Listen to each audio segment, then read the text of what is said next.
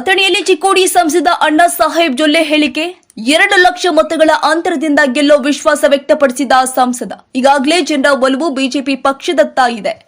ಕಾರ್ಯಕರ್ತರ ಒಡನೆ ಸಭೆ ನಡೆಸಿ ಮಾಧ್ಯಮಗಳಿಗೆ ಪ್ರತಿಕ್ರಿಯೆ ನೀಡಿದ ಸಂಸದ ಅಣ್ಣಾ ಸಾಹೇಬ್ ಜೊಲ್ಲೆ, ನನ್ನನ್ನು ಗೆಲ್ಲಿಸಲು ಚಿಕ್ಕೋಡಿ ಲೋಕಸಭಾ ಕ್ಷೇತ್ರದ ಜನ ಪಣ ತೊಟ್ಟಿದ್ದಾರೆ.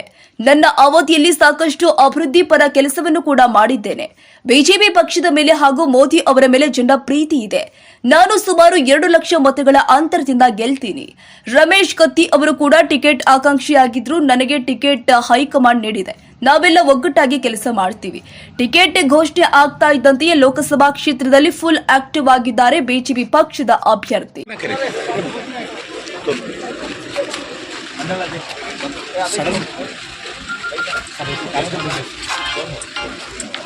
ಲೋಕಸಭಾ ಚುನಾವಣೆ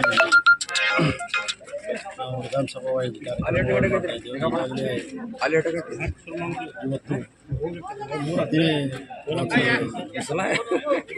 ಬೂತ್ ಮಟ್ಟದ ಅಧ್ಯಕ್ಷರು ಮತ್ತು ನಮ್ಮ ಎಲ್ಲ ಪದಾಧಿಕಾರಿಗಳ ಸಭೆಯನ್ನು ಈಗಾಗಲೇ ಮಾಡಲಾಗಿದೆ. ಭಾಳ ಒಳ್ಳೆಯ ರೀತಿಯಿಂದ ಸುಮಾರು 100 ಅಷ್ಟೆಲ್ಲ ನಮ್ಮ ಪದಾಧಿಕಾರಿಗಳು ಹಾಜರಿತ್ತು. ಆದ ಕಾರಣ ಅವರು ಮತ್ತೆ ಊರಲ್ಲಿ ಹೋಗಿ ಎಲ್ಲ ಕಮಿಟಿ ಪರವಾಗಿ ಭೇಟಿಯಾಗಿ ಎಲ್ಲ ಕಾರ್ಯಕ್ರಮವನ್ನು ಈಗಾಗಲೇ ನಮ್ಮ ಭಾರತೀಯ ಜನತಾ ಪಕ್ಷ ಈಗಾಗಲೇ ಕೆಲಸ ಕಾರ್ಯಗಳು ಮಾಡ್ತಾ ಇದ್ದಾರೆ. ಏನು ದಿನಮಾನದ ಕೂಡ ದೊಡ್ಡ ಸಭೆಗಳನ್ನು ಕೂಡ ನಾವು ಏರ್ಪಾಡು ಮಾಡ್ತಾ ಇದ್ದೀವಿ.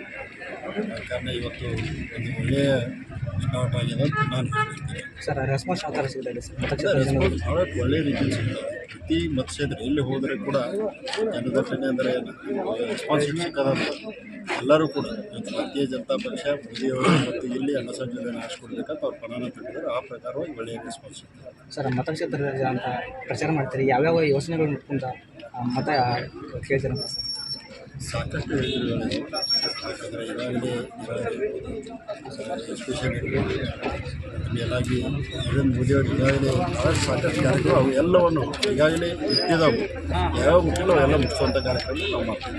ಸರ್, ಈಗಾಗಲೇ ಏನಂತಂದ್ರೆ ಸರ್, ಕೆಲವೊಂದಿಷ್ಟು ಜನರು ಚುನಾವಣೆ ಬಯಸ್ಕೊಂಡು ಅಂತ ಮಾಡ್ತಿರ್ತಾ ಇದ್ದಾರೆ ಸರ್.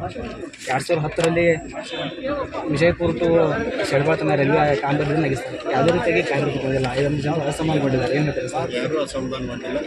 ನೀವೇ ಹೇಳ್ತಾ ಇದ್ದೀರಾ. ಈಗಾಗಲೇ ಪತ್ರವನ್ನು ಸಹ ಬರೆದಿದ್ದರು.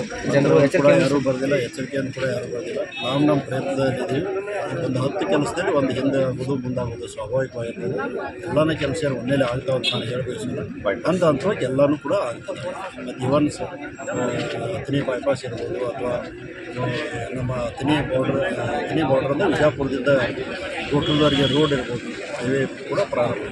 ಸರ್, ಈಗ ಜನರ ಆರೋಪ ಏನಂದ್ರೆ ಸಂಸದರು ಇಷ್ಟು ದಿನ ಬಂದಿಲ್ಲ, ಈಗ ಮತ ಕೇಳಕ್ಕೆ ಬರ್ತಾ ಇದ್ದಾರೆ ಅನ್ನೋ ಒಂದು ಆರೋಪ ಇದೆ ಸರ್. ಯಾರು ಆರೋಪ ಇಲ್ಲ? ನೀವು ಹೇಳ್ತಾ ಇದ್ದೀರಿ. ಯಾರೂ ಆರೋಪ ಇಲ್ಲ. ಎಲ್ಲರೂ ಎಲ್ಲಿ ಹಳ್ಳಿ ಬರ್ತಿಲ್ಲ ಚುನಾವಣೆ ಎಲ್ಲ ಹಳ್ಳಿ ಕೂಡ ನಮ್ಮ ಹಿಂದಿನ ಸಂಸದರು ಎಷ್ಟು ಹಳ್ಳಿಗಳನ್ನ ಭೇಟಿಯಾಗಿದ್ದರು ಮತ್ತು ನಾನು ಭೇಟಿಯಾಗಿ ಮಾಡ್ಬೋದು. ಸರ್, ರಮೇಶ್ ಕೆತ್ತಿಗೂ ಸಹ ಆಕಾಂಕ್ಷಿ ಆಗಿದ್ದಾರೆ ಸರ್. ಅವರು ಹುಣ್ಣಿಮೆ ನಂತರ ಕಾರ್ಯಕರ್ತರೊಡನೆ ಆಕಾಂಕ್ಷಿಗಳು ಇರೋದು ಬಹಳ ಮಂದಿ ಸ್ವಾಭಾವಿಕ. ಅದರ ಒಮ್ಮೆ ಟಿಕೆಟ್ ಸಿಕ್ಕಿನಂತ ನಾವೆಲ್ಲರೂ ಕೂಡಿ ಪಕ್ಷದ ಪರವಾಗಿ ಕೆಲಸವನ್ನು ಮಾಡ್ತಾ ಇದ್ದೀವಿ. ಅದು ಕೂಡ ನಮ್ಮ ಪರವಾಗಿ ಎಷ್ಟು ಮತಗಳು ಅದರಿಂದ ಗೆಲ್ಲು ಸರ್? 2 ಲಕ್ಷ ಮೇಲೆ.